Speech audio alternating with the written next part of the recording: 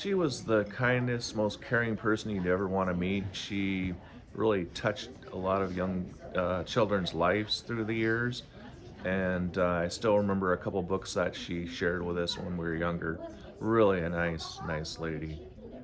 There was the Boxcar Children and the Iron Giant. I still remember that to this day, which is pretty amazing after all these years. But I remember she had puppet shows, and she just was very kind and very nice and a very helpful person. I'm Ruth Holmquist, and I'm the mother of three children who are now my adults here. And we have lived here for over 50 years. So, I mean, I have, and they have mostly.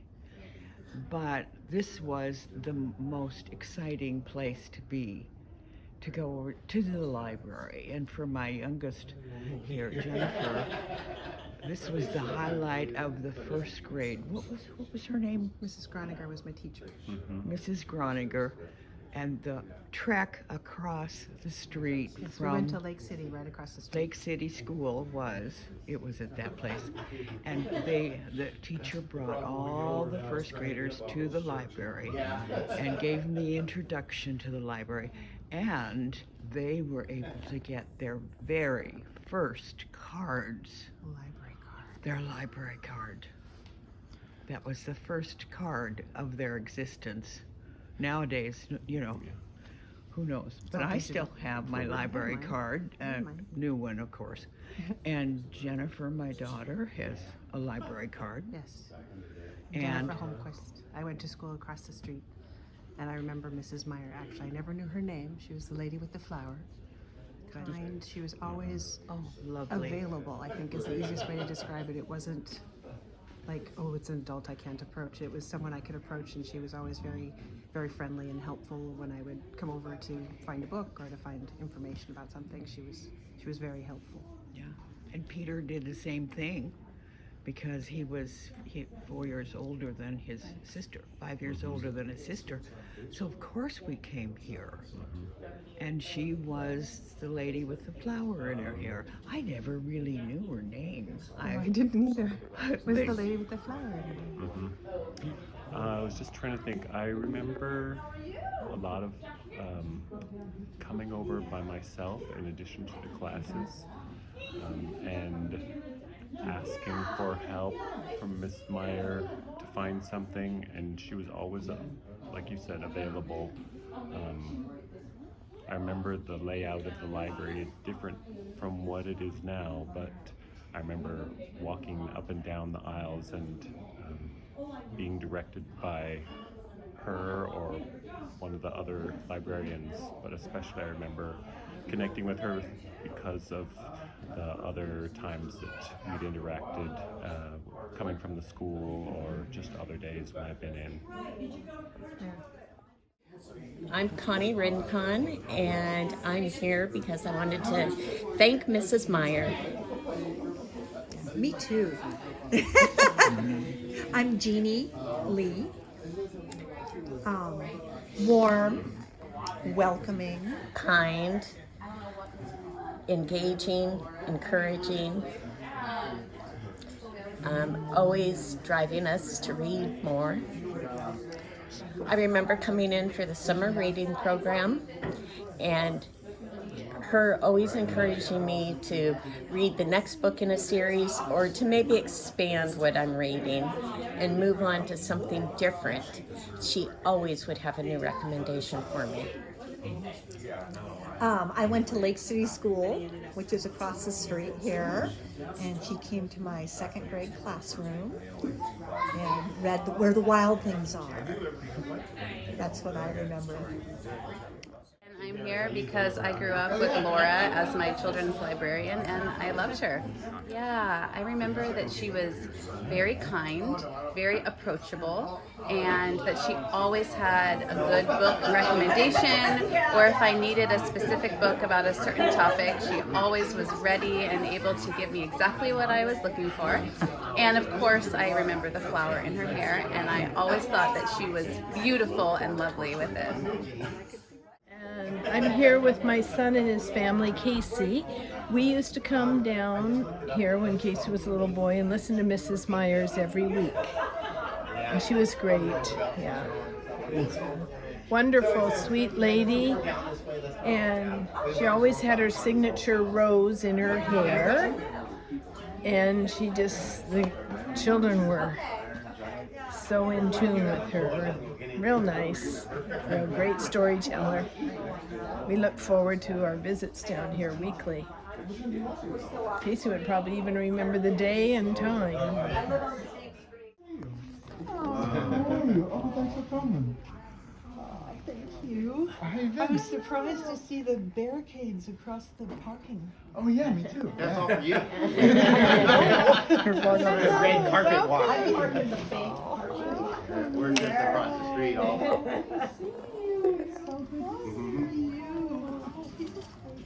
Coming in spite of the snow. Can I give you a hug? Oh, you're so instrumental in who I am. They're overdue.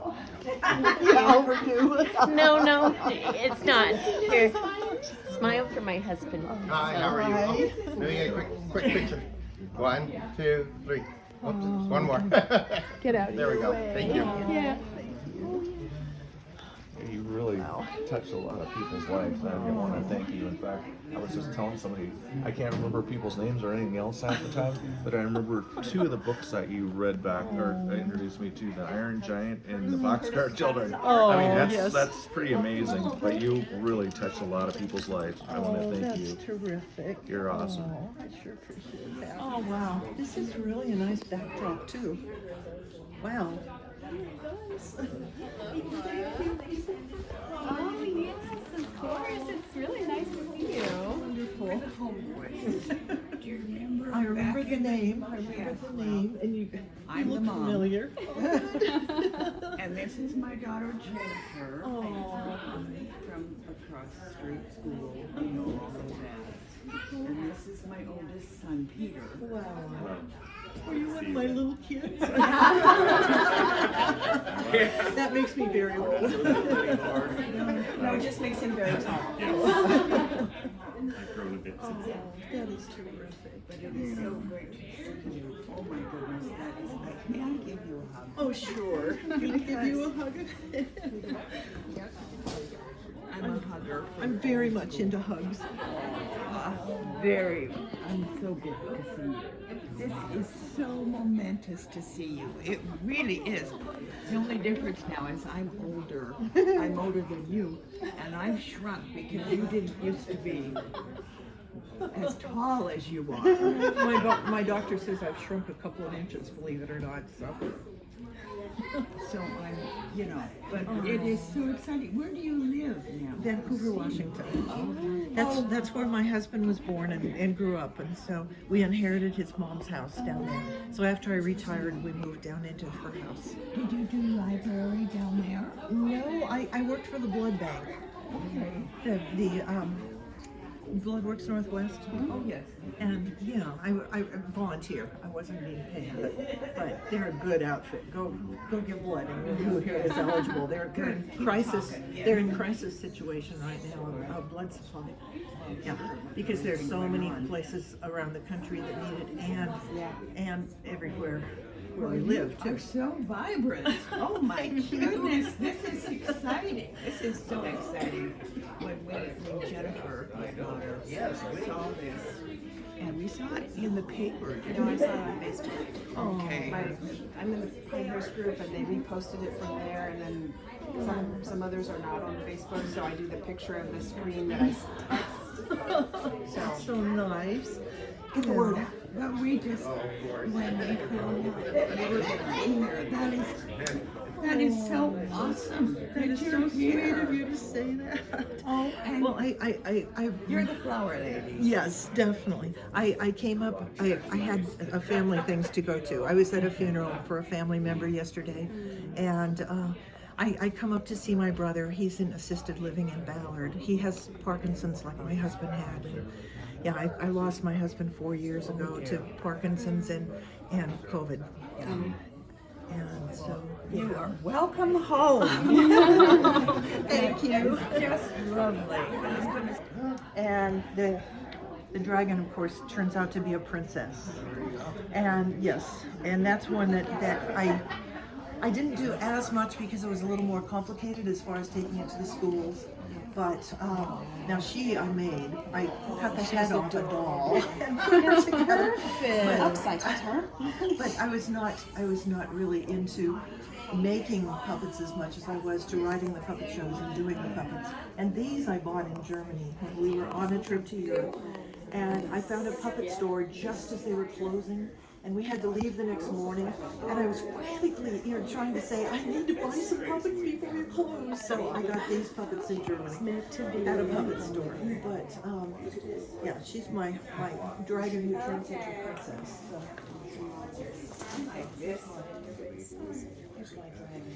And then I have my rabbit and the turtle, the tortoise and the hare. If you get what a technical name for it, but yeah. But this was one of my favorite shows. And down in Vancouver at our church we used to have talent shows.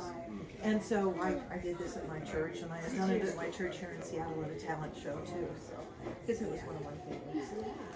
But yeah, the turtle and the tortoise and the hare. Really? Or favorites of mine. Yeah. That's one that I took to schools quite often because it was easy to carry. And I used to have a little cart that I would put my puppet stage on, and I'd wheel it along into the school. And once in a while I'd turn up at a place where they had no elevator, so I'd be pulling it up the stairs, bump up the stairs. But yeah, but it did work nicely with my turtle and my hare. I had about 10 shows that I rotated, and sometimes especially if I had another librarian that I could, we would work up other shows too.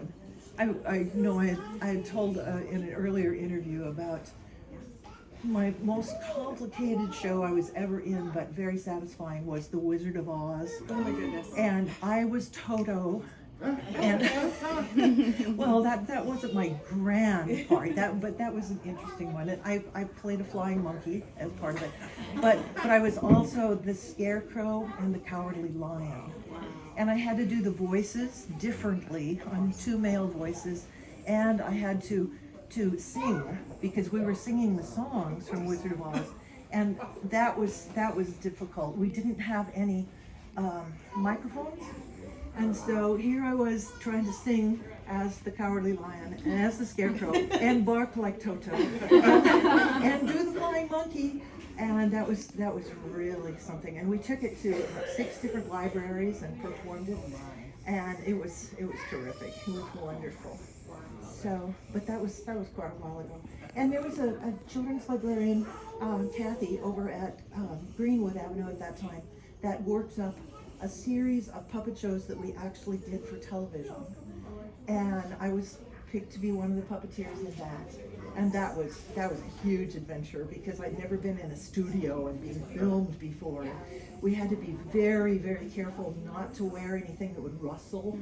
And every time an airplane would go over, they'd have to stop because it would make so much noise on the tape otherwise. But it was shown on public television, and it was a lot of fun. And I know I went to a school once. One of the puppet shows I had put on was the story of Jack the Giant Killer. And I went to a school once, and a little boy came up and he said, "You're Jack." And I said, "What?" I was thinking, actually, he was recognizing my voice from having seen it on television when I was Jack in Jack the Giant Killer. And I thought, wow, this is really something. And we had tapes from that show that we also checked out at the library, which was very nice. But yeah, to be recognized just by my voice, because I never appeared as a person in there. It was always a puppet. And that was quite an adventure. Yeah, but I have such good memories of this library, and it looks so different now since it was remodeled.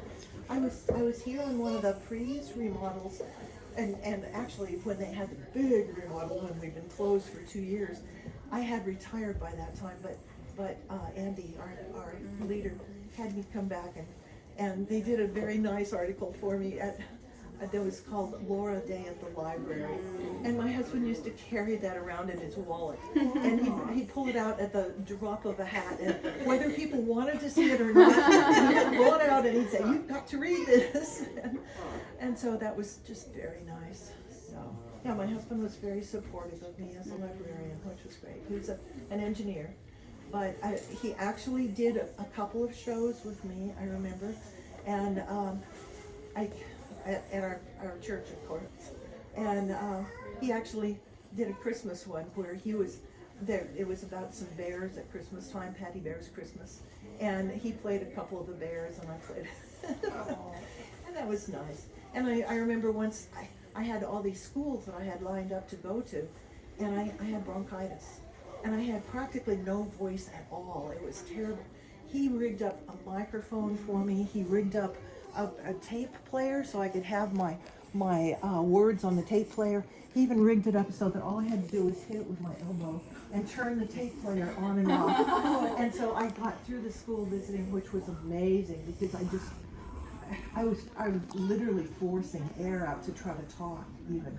And to do a puppet show that way would have been really hard, but when he had such a great setup for me, only an engineer could do that. I can't do that. And probably some of you probably came to some of the evening story times, and I used to do movies at the evening story times. When I first began to do the movies, I had to go downtown to learn how to use a projector. I didn't know how to really use a movie projector. I went down and I had told Clay, I took the class and they said, "Okay, now you do it," after they had showed me all of it. So I put the film in and I turned it on. Promptly, smoke started coming out of the projector. It had jammed and it was burning the film that was in there.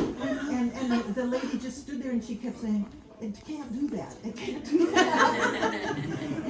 and it did. But that was the new projector even. So that was really something when they said it can't do that. But they finally decided I was skilled enough after I'd done it for a while that they'd send me the old projector. And the old projector, the problem was that every time I would try to put the film in, I would get shocked if I had it plugged in because it had a short in the projector somewhere. And so my husband would come and he would say, "Okay, we'll do this and this." And finally he had me wearing gloves when I use it because it was so bad. But they couldn't afford a new projector at that point, so they would get me the old projector. But it was fun. And I had children that would come just for the movies, some of them. And I had a lot of adults that would come and they liked the movies, especially when I would try to pick movies that didn't take a huge knowledge of English, because we had a lot of grandparents that were coming, and so they were immigrants, and they used to tell me that they liked to come because they could pick up English that way. And yeah, it was great, and of course they would listen to my stories too, which was very nice. And when they would sit there with their, the real little ones, even though I would advertise it for like ages 4 and up, I'd often get a lot of 2-year-olds, and they would sit there and kind of babysit the 2-year-olds while I was doing the stories, which was nice. So they were helpers as well as being just part of the listeners. So yeah, it was really nice. One thing at this library, the far end over there used to be the children's area. Some of you, I'm sure, remember that. And we used to have some screens that we would put up, and there were bookshelves, so that it kind of made the separation, a little bit of one anyway. And when people would come, we would try to herd them over into that area, of course. And when I was very, very first here, I worked with Carol Dagg, who was a children's librarian, and who was a wonderful puppeteer. And we would put on 4 puppet shows on a Saturday. So we would do like 11 o'clock, 2 o'clock, 4 o'clock, anyway, we sometimes 3 shows, sometimes 4 shows. We would give out tickets, free tickets, to try to control the crowd, not because we were charging anything, we weren't, but we would give out 100 tickets, and then we'd crowd them all into that area. And parents had to stay in the back, because we wanted the children to be up there where they could hear. And we would do all kinds of shows, and she was very creative. She'd do the backdrops, she'd do the puppets, and it was a wonderful experience for me. So I learned most of my puppeteering here at Lake City Library.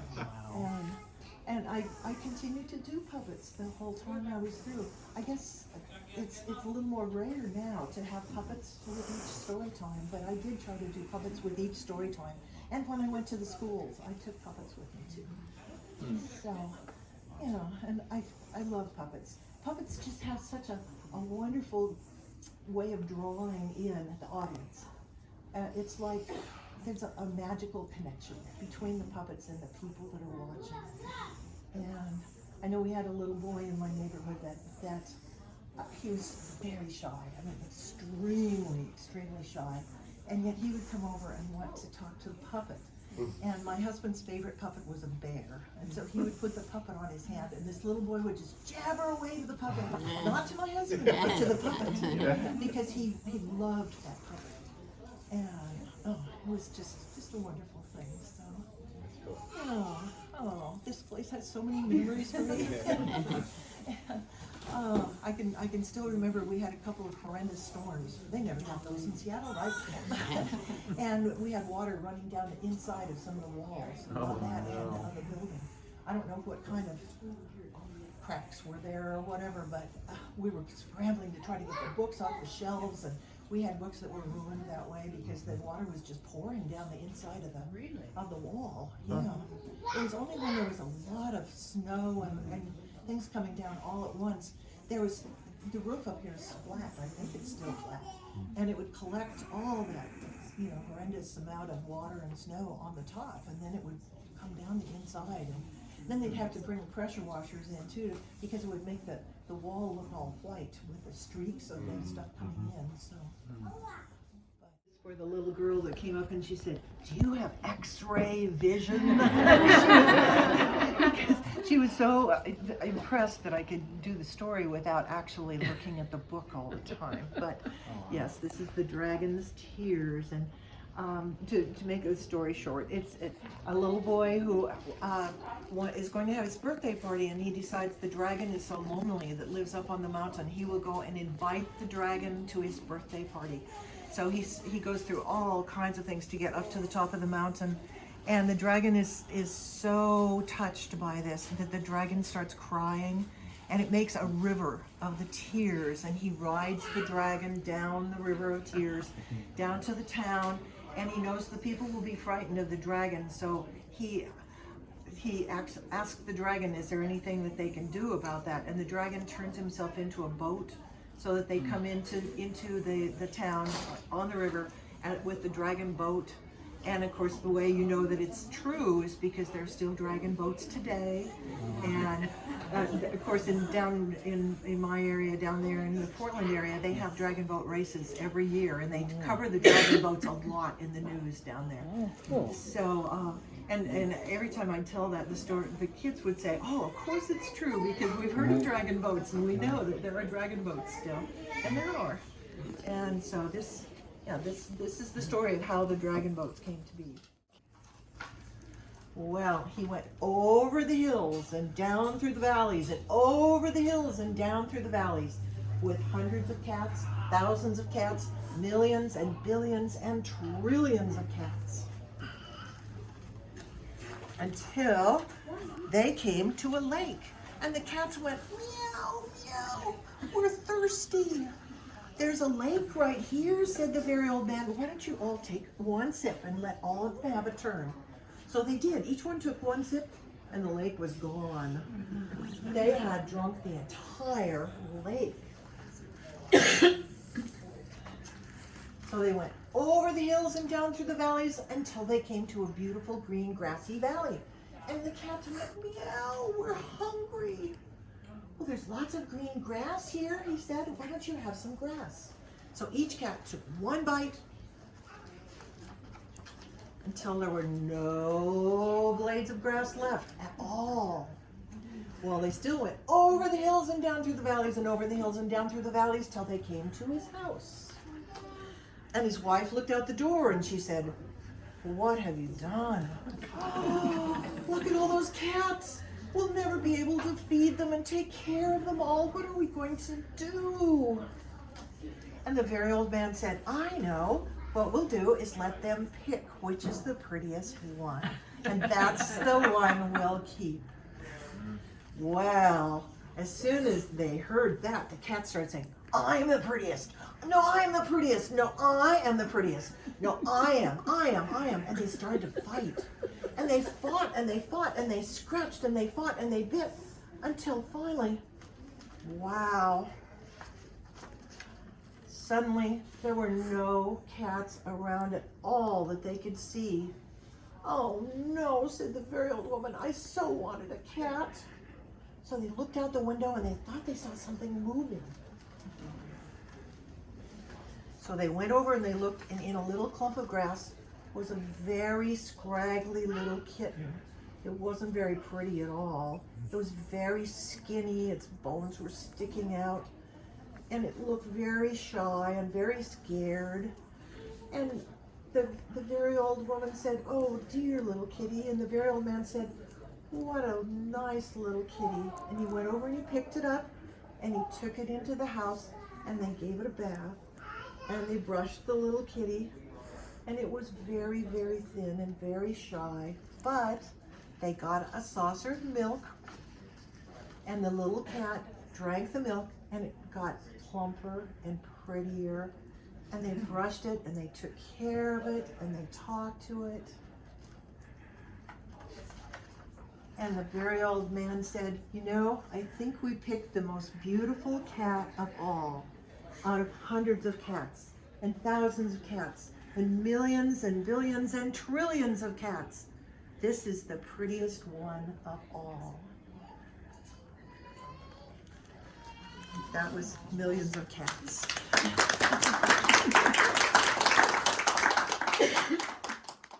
Even very, very little kids love storytelling, and especially puppets, but I mean they love storytelling too. And this is one that is just one of my all-time favorites. When I was first asked to do story times for really little kids, for babies even, and young children, I thought, well, what are they going to understand? But this is one of the first ones that I used with the little kids, and it really resonated with them and with me. So this is Max's first word. It's by Rosemary Wells. Max's first word was bang. "No, Max," said his sister Ruby. "Say cup. Say cup, Max. Cup, cup, cup." But what did Max say? Bang. "It's a pot," said Ruby. "Say pot, Max. Say pot, pot, pot." What did Max say? Bang. "Broom, Max," said Ruby. "It's a broom. Broom, broom, broom." What did Max say? Bang. "It's a fish, Max," said Ruby. "Fish, fish, fish." What did Max say? Bang. "It's an egg," said Ruby. "Egg, egg, egg, egg." What did Max say? Bang. "Back in your chair, Max. Say chair, chair, chair." Bang, said Max. "Say apple, Max. Say apple, apple, apple." And Max said, "Yum, yum, yum, delicious."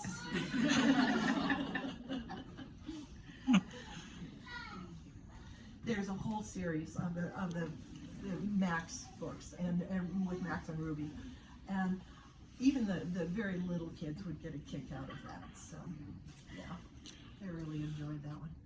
Well, one of my really famous times that I did something, one of my professors in storytelling was Spencer Shaw of the University of Washington, and even after he retired being a teacher, he still had a storytelling institute each year, and he would bring in all sorts of famous people.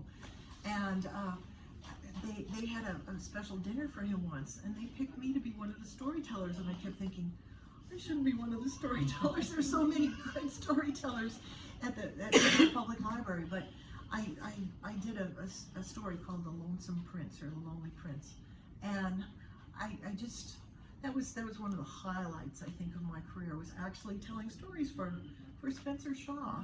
And there were other people too. I mean, there were probably half a dozen of us that did stories that night, but it was really impressive to me, because he was one of my all-time great storytellers that I just loved. He had a great voice. I had him doing the voice for some of the picture books that were made into movies, and he was really good. So anyway, that was something that was a highlight of my career, was telling stories for him. So.